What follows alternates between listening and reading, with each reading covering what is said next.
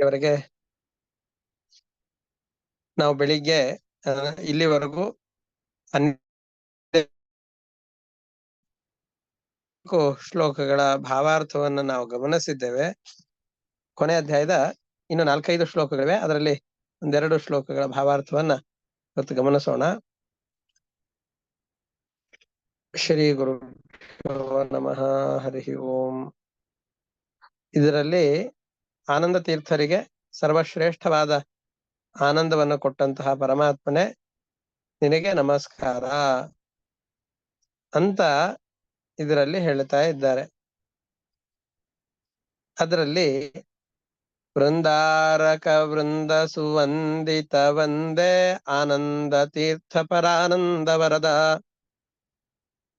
ವೃಂದಾರಕರು ಅಂತಂದ್ ಹೇಳಿದ್ರೆ ದೇವತೆಗಳ ದೇವತೆಗಳು ಅಂತ.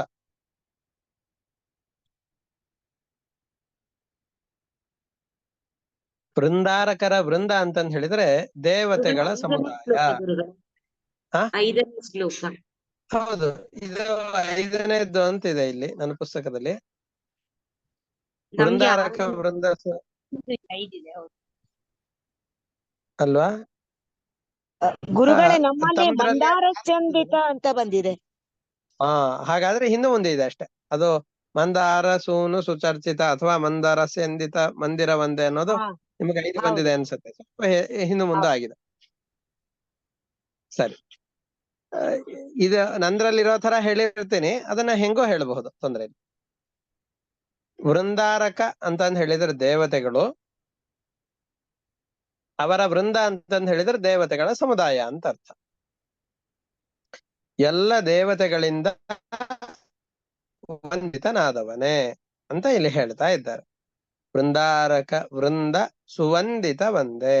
ವೃಂದಾರಕರು ಅಂತಂದ್ರೆ ದೇವತೆಗಳು, ದೇವತೆಗಳ ಸಮುದಾಯದಿಂದ ನಮಸ್ಕರಿಸಲ್ಪಟ್ಟವನೇ ಅಂತ ಅರ್ಥ.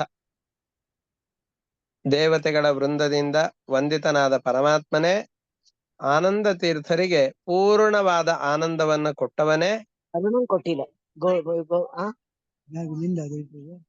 ಇಂತಹ ಪರಮಾತ್ಮನೇ ನಿನಗೆ ನಮಸ್ಕಾರ ಅಂತ ಇಲ್ಲಿ ಅರ್ಥವನ್ನ ಹೇಳ್ತಾ ಇದ್ದಾರೆ. ಒಂದು, ವೃಂದಾರಕ ವೃಂದ ಸುವಂದಿತ ವಂದೇ ಆನಂದ ತೀರ್ಥ ಪರಾನಂದ ವರದ. ಮುಂದಿನದ್ದು ಮಂದಿರ ಸ್ಯಂದಕ ವೃಂದ ಮಂದಾರ ಸ್ಯಂದಿತ ಮಂದಿರ ವಂದೇ ಆನಂದ ತೀರ್ಥ ಪರಾನಂದ ವರದ. ಅಥವಾ ಇನ್ನೊಂದು ತರನೂ ಇರಬಹುದು, ಮಂದಾರ ಸೂನು ಸುಚರ್ಚಿತ ವಂದೇ ಆನಂದ ತೀರ್ಥ ಪರಾನಂದ ವರದ. ಎರಡೂ ಥರವೂ ಇರಬಹುದು. ಇದರ ಅರ್ಥ ಏನು ಅಂತಂದ್ ಹೇಳಿದ್ರೆ, ಒಂದನೇದ್ದೇ ಈ ತರ ಇಟ್ಕೊಳ್ಳೋಣ. ಮಂದಾರ ಸೂನು ಸುಚರ್ಚಿತ ವಂದೇ. ಮಂದಾರ ಸೂನು ಅಂತಂದ್ ಹೇಳಿದ್ರೆ ಪಾರಿಜಾತ ಹೂವುಗಳು ಅಂತ ಅರ್ಥ. ಪಾರಿಜಾತದ ಹೂವುಗಳಿಂದ ಸುಚರ್ಚಿತ, ನಮಸ್ಕರಿಸಲ್ಪಟ್ಟವನೇ. ಇದರ ಅಭಿಪ್ರಾಯ ಏನು ಅಂತಂದ್ರೆ, ಕೃಷ್ಣ ಭೂಮಿಗೆ ಆ ಪಾರಿಜಾತದ ವೃಕ್ಷವನ್ನು ತರೋದಕ್ಕಿಂತ ಮುಂಚೆ ಅದು ದೇವಲೋಕದ ಪುಷ್ಪ ಅಂತ ಪ್ರಸಿದ್ಧವಾದದ್ದು.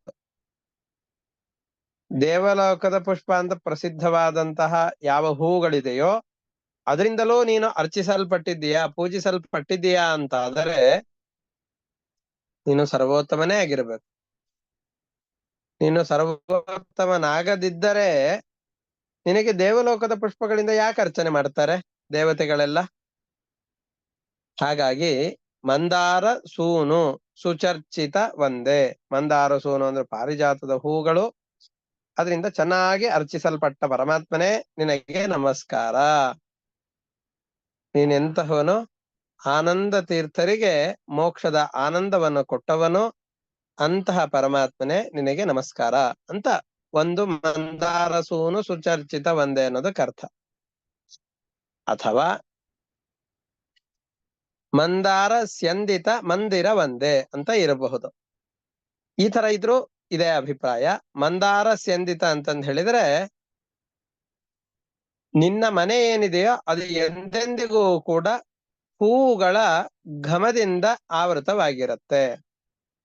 ಅಂದ್ರೆ ಇಡೀ ಜಗತ್ತಿನಲ್ಲ ಒಬ್ರು ಪರಮಾತ್ಮನನ್ನ ಅರ್ಚನೆ ಮಾಡ್ತಾನೇ ಇರ್ತಾರೆ ಅನ್ನೋ ಅಭಿಪ್ರಾಯ.